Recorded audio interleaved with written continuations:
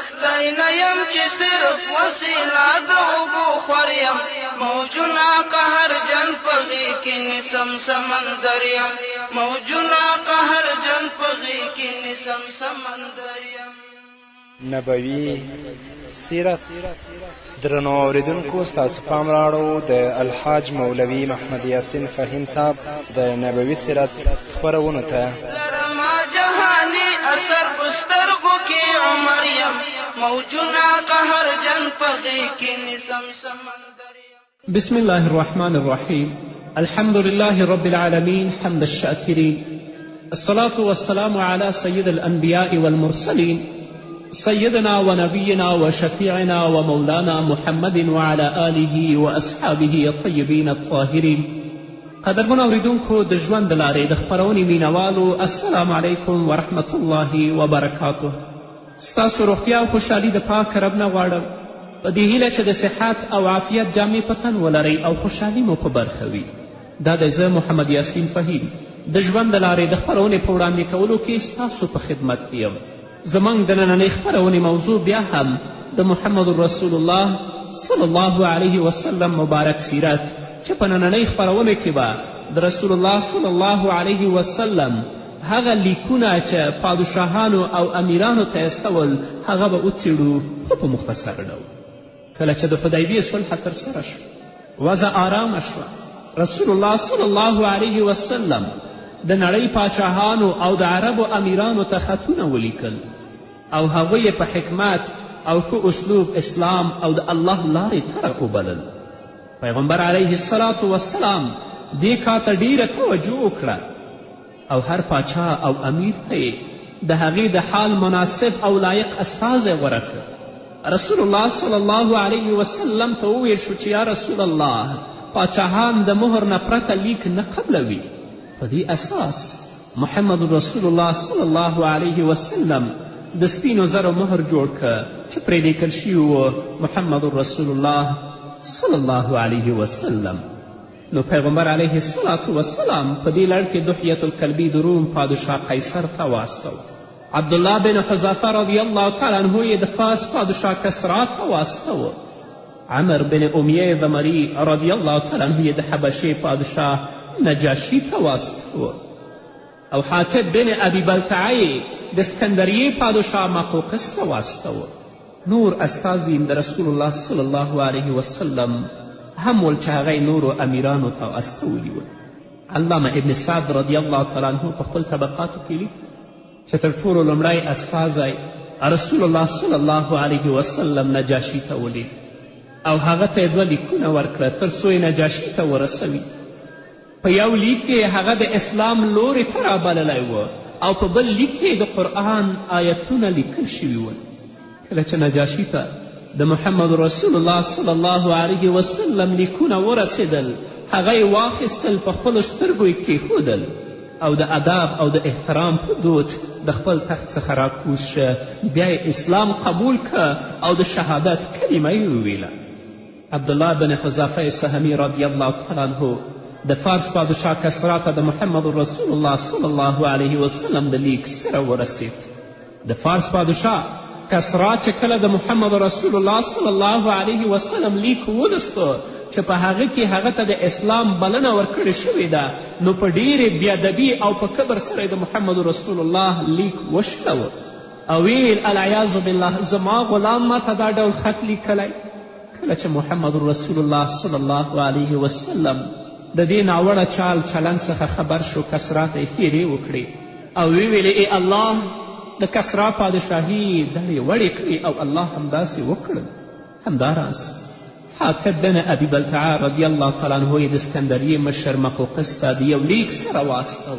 د اسکندریې مشر ته چې کله د محمد رسول الله لیک ورسېده ویل خیر بشي ولې اسلام منلو ته یې غاړه کېنښوده. رسول الله صلی الله علیه وسلم وفرمایل دا بدبخته په خپله پادشاهي غره دی حال دا چې پادشاهي پایښت او بقا نه لري.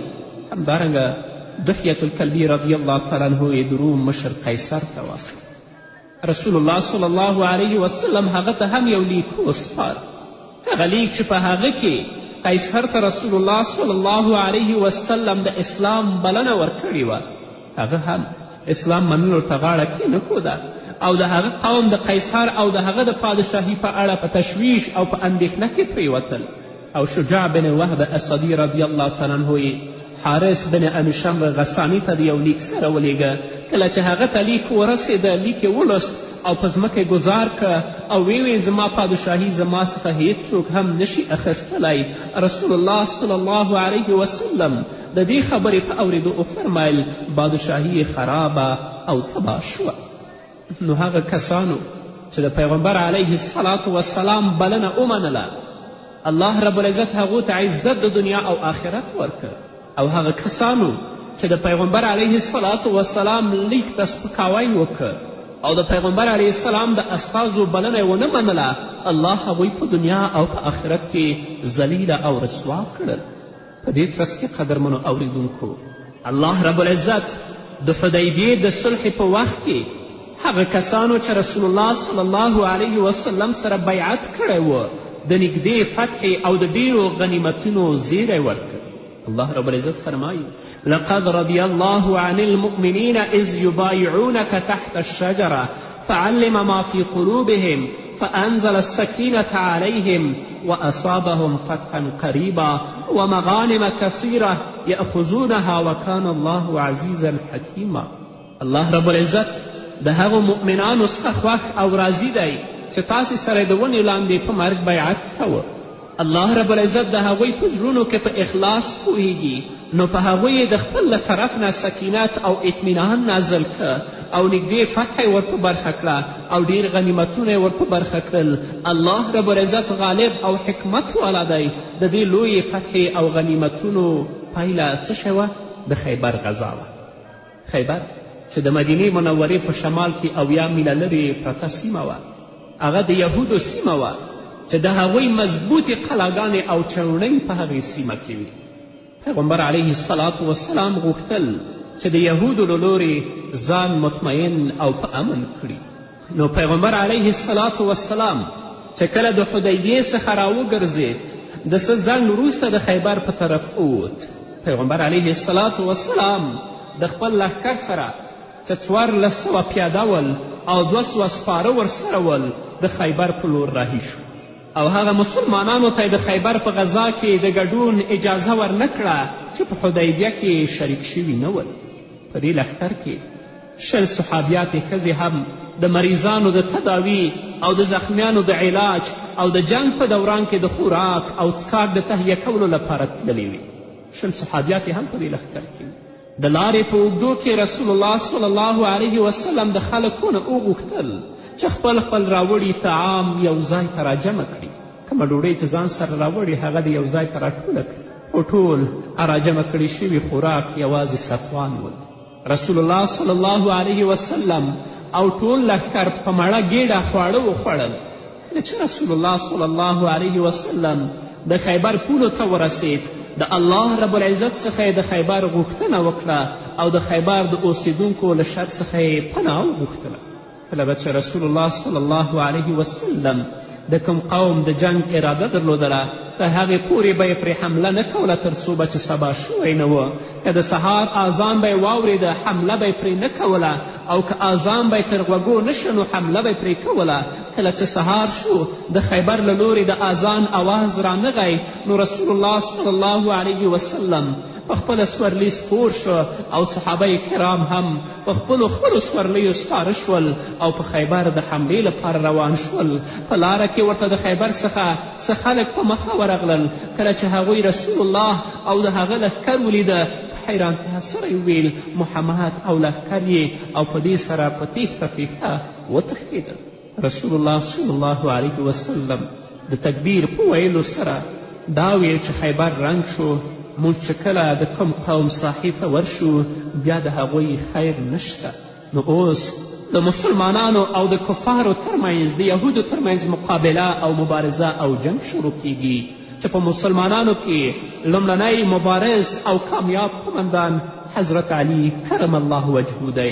دا به واورو خو د یوې دمې نه وروسته چې کله د ساحل خانه به دوست په غصه شي، چې کله د ساحل خانه په دوشت په غصه شي دریاب هم په کچکول کې بندومه قلندر یم موجونه قهرجن په غېږ کې نیسم سمندر یم دریاب هم په کچکول کې بندومه قلندر یم موجونه قهرجن په غېږ کې نیسم سمندر یم لښتی نه یم چې صرف وسیله د اوبو خور یم موجونه قهرجن په غېږ کې نیسم سمندر یم موجونه قهرجن په غېږ کې نیسم سمندر یم. قدرمن اورېدونکو بیا هم زموږ سلامونه او نیکې هیلې ومنئ. پیغمبر علیه الصلاة والسلام د خیبر په قلاګانو باندې حمله وکړه او یوه قلا به یې بلې پسې فتحه کوله تر دې چې د وتیح او سلاسم برجونو ته ورسېدل. صحابه کرام دا د خیبر غښتلي او قوي برجونه ول. څه د پاسه 10 ورځې د رسول الله صلی الله علیه وسلم لخوا محاصره شوه. بالاخره مرحب نومي سړي چې د یهودانو مشر و توره په لاس مقابلې ته راووت او شعرونه زمزمه کول چې مفهوم یې دا دی د خیبر اوسیدونکو ته څرګنده ده چې زه مرحب یم، اسلحه په لاس یم، زه د جنگ اتل او د جګړې خورا زیات تجربه لرم.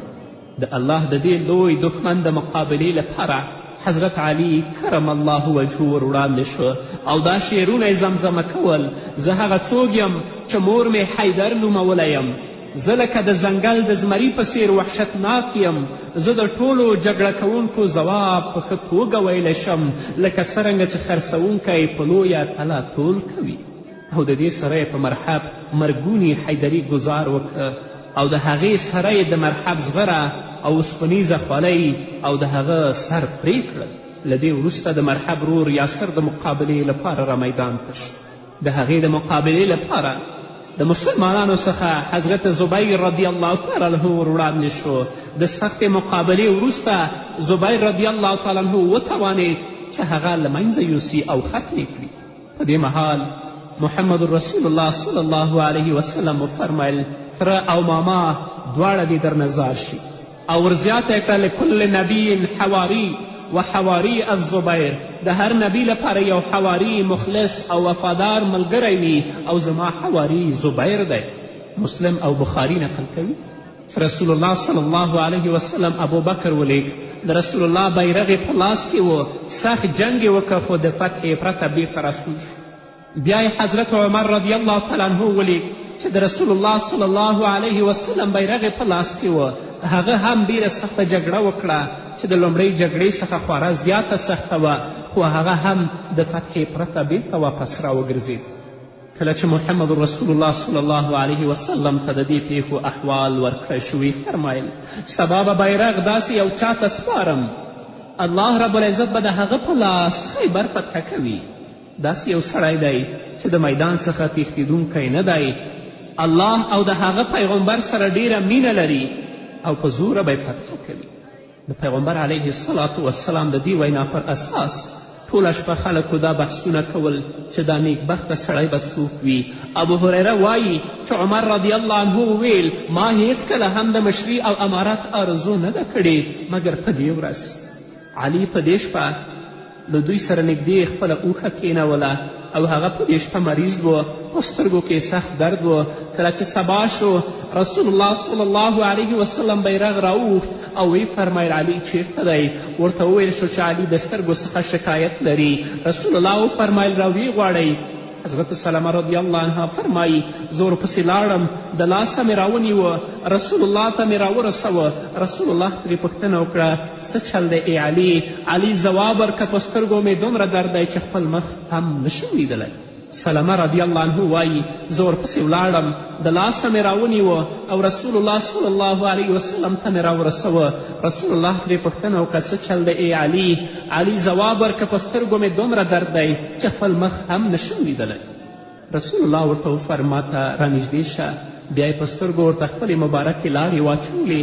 د هغې سره الله پاک داسې روغ رمټ که لکه هیڅ تکلیف یې چې نه وي لیدلی. بیا یې ورته دعا وکړه او بیرغ یې ورته وسپاره او ورسره یې ورته وفرمی ولاړ شه او د هغوی سره په میړانه تر هغه وجنګېږه چې الله تعالی درته فتحه نصیب کړي. شاته مه راګوره. په الله سوګند علي اسلامي بیرغ په لاس داسې په منډه منډه میدان ته ورسید چې د یهودو کلا په بیخ کې ښخ که. په دې وخت کې یو یهودي د کلا د پاسه سر راوچت که او پوښتنه یې وکړه ته څوک یې؟ هغه ځواب ورکړه زه علي یم. یهودي ویل په هغه ذات مې قسم چې تورات یې په موسی نازل کړی تاسې بریمن او کامیاب شو. کله چې قلا ته نور هم ورنږدې شو په کلا کې میشت یهودیان بهر راووتل او ډیره ګرمه جګړه پیل شوه. یو یهودي پر علي ګزار وکړه، د دې سره هغه پرې تیز ګزار وکړه او د کلا دروازې ته یې په ځان رسولو سره دروازه د ځان لپاره سپر کړه. دروازه یې تر هغې مضبوطه نیولې وه تر څو چې الله تعالی مسلمانان کامیاب کړل. بیا یې دروازه وغورځوله. راوي وایي 7 تنو چې زه یې اتم وم د کلا دروازه د ځای څخه هم پورته نه کړی شوه. هغه دروازه چې موږ 8 کسانو نشوه پورته کولی هغه حضرت علي یوازې نیولې وه. او امام بیهقي د جابر رضی الله عنه په روایت نقلوي چې حضرت علي د خیبر په ورځ هغه دروازه چې مسلمانان ورباندې ورواوښتل اوچته کړې وه چې د جګړې څخه وروسته اندازه ولګېده چې نوموړې دروازه 40 تنو هم اوچته نه کړه شوه. د خیبر د خلکو یو تور حبشي غلام د خپل بادار رمت سره وله چې د خیبر خلک یې ولیدل چې په اسلحو یې ځانونه سنبالول. ورځنې پوښتنه وکړه څه کوئ؟ هغوی ویل غواړو د هغه سړي سره چې ځان نبي بولي وجنګېږو. د نبي کلام د غلام په زړه ژوره اغیزه وکړه نو خپلې ګډې د رسول الله صلی الله علیه وسلم په لورې یې وړې او رسول الله صلی الله علیه وسلم څخه یې پوښتنه وکړه ته څه وایې او څه ته بلنه کوې؟ رسول الله ورته ویل اسلام ته بلنه کوم او هغه دا چې ګواهي ورکړې چې د الله پرته بل هیڅوک د عبادت او پرستش وړ نشته او دا چې زه د الله استازی یم او د الله تعالی پرته د بل چا عبادت ونه کړې. غلام ویل که زه دا ګواهي ورکړم او په الله ایمان راوړم زما لپاره به څه بدلوي؟ رسول الله وفرمیل که ته د ایمان په حالت کې مړ شې نو ستا لپاره جنت دی. غلام د رسول الله بلنه ومنله، مسلمان شو. بیا یې ویل ای د الله رسوله دا ګډې زما سره امانت دي. رسول الله ورته ویل د ځان څخه یې وشړه او کاڼي پسې وار کړه، الله به ستا غاړه له امانت څخه آزاده کړي. غلام همداسې وکړل او ګډې د خپل څښتن کور ته ولاړې. یهودي پوه شه چې غلام مسلمان شوی دی. رسول الله خلکو ته وعظ او نصیحت وکړه او خلک یې جهاد ته تشویق کړل. کله چې مسلمانان او یهودان د جنگ په میدان کې سره مخامخ شول په شهیدانو کې هغه تور غلام هم و. رسول الله خپلو ملګرو ته وفرمایل الله تعالی دې سړي ته عزت ورکه او خیر طرف ته یې راوست په داسې حال کې چې تر اوسه یې الله ته یوه سجده هم نه ده کړې. ما ورسره د جنت 2 حورې ولیدلې. د څو ورځو محاصرې او جنگ په نتیجه کې د یهودو کلاګانې یوه بل پسې فتحه شوې تر دې چې یهودو د رسول الله صلی الله علیه وسلم نه د صلح غوښتنه وکړه. رسول الله د خیبر د خلکو سره په دې شرط تړون وکړه چې دوی دې په خیبر کې پاتې شي او د خیبر ځمکې د کري او د غلو دانو او میوو نیمایي به مسلمانانو ته ورکوي. د حاصل اخیستلو په وخت کې به رسول الله عبدالله بن رواحه رضی الله عنه ورلیږه. هغه به ټول محصولات به په 2 مساوي برخو ویشل کېدل. یوه حصه به هغوی اخیستله او یوه حصه به مدینې منورې ته راوړه. رسول الله صلی الله علیه وسلم ته د خیبر په غذا کې د سلام بن مشکم ښځې زینب بنت حارث میلمستیا وکړه او هغه ګډې چې رسول الله صلی الله علیه وسلم ته پوښ کړی و په هغه کې زهر اچولي ول او پیغمبر علیه الصلاة وسلام د لاس غوښه ډیره خوښوله. رسول الله صلی الله علیه وسلم راوچته کړه، په خپلو غاښونو یې لږ غوښه ترې وشکوله، ویې خوړله. دویم ځل لپاره چې راپورته کړه هغې غوښې په خپله آواز وکړي یا رسول الله انی مسموم لا تاکلني انی مسموم، ته ما مه خوره یا رسول الله زه په زهرو لړل شوی یم. رسول الله صلی الله علیه وسلم خوراک پرېښود چې د دې په ترڅ کې یو صحابي رضی الله تعالی عنه هم په شهادت ورسید. اول خو هغه ښځه رسول الله پریښې وه، بیا رسول الله صلی الله علیه وسلم هغه ښځه قصاصا ووژله. د هغې نه وروسته رسول الله صلی الله علیه وسلم لاس ته چې کومه غنیمتونه ورغلي هغه د صحابه و کرامو رضوان الله تعالی علیهم اجمعین په منځ کې ویشي او د هغه نه وروسته رسول الله صلی الله علیه وسلم د فدک سیمې ته ځي بیا وادي قرا ته ځي او د هغه ځای اوسیدونکي هم رسول الله صلی الله علیه وسلم اسلام ته رابلي او دا ورته وایي که اسلام مو قبول که مالونه او وینو به مو خوندي پاتې شي او باقي حساب به مو د الله سره وي. رسول الله صلی الله علیه وسلم یهودو ته هغه مالونه ورپرېښودل چې د هغوی په لاس کې ول او نور مالونه مسلمانانو په غنیمت کې واخیستل. رسول الله صلی الله علیه وسلم په صحابه و کرامو غنایم وویشل او د کرنې ځمکې او د کجورو باغونه یې یهودو ته په دې قاني پرېښودل. کله چې د تیما یهودان د رسول الله صلی الله علیه وسلم د هغه تړون څخه خبر شول چې د خیبر او فدک او وادي قرا د یهودو سره کړی و، هغوی هم په همغه شرایطو د رسول الله صلی الله علیه وسلم سره د صلح تړون امضا که او په خپلو ځمکو او مالونو برقرار پاتې شول او رسول الله صلی الله علیه وسلم بیرته مدینې منورې ته راستون شو چې د دې نه وروسته بیا پیغمبر علیه الصلاة وسلام د هجرت په اوم کال سره د مسلمانانو مکې مکرمې ته ځي او قضایي عمره راوړي. هغه به واورو انشاءالله په بلې خپرونې کې. نو قدرمن اورېدونکو دا وه زموږ نننۍ خپرونه چې ستاسو درانه حضور ته وړاندې شوه. تر بلې خپرونې پورې چې زه بیا هم ستاسو درانه حضور ته راځم تاسو ټول په پاک رب سپارم. پاتې ژوندم نیکمرغه، ښاد، بریالي او کامیابه. برجونه د قیصر وي او میدان که د خیبر وي، برجونه د قیصر وي او میدان که د خیبر وي، ګټم هر غزا د شجاعت علي حیدر یم، موجونه قهر جن په غېږ کې نیسم سمندر یم، لښتی نه یم چې صرف وسیله د اوبو خور یم، موجونه قهر جن په غېږ کې نیسم سمندر یم، موجونه قهر جن په غېږ کې نیسم سمندر یم. دا نن میدان چې جوړ وي او درنې تورې شلقېږي، دا نن میدان چې جوړ وي او درنې تورې شلقېږي، پزړه وزیره ووایه زه کله غیر حاضر یم، موجونه قهر جن په غېږ کې نیسم سمندر یم، پزړه وزیره ووایه زه کله غیر حاضر یم، موجونه قهر جن په غېږ کې نیسم سمندر یم، لښتی نه یم چې صرف وسیله د اوبو خور یم، موجونه قهر جن په غېږ کې نیسم سمندر یم، موجونه قهر جن په غېږ کې نیسم سمندر یم، موجونه قهر جن په غېږ کې نیسم سمندر یم.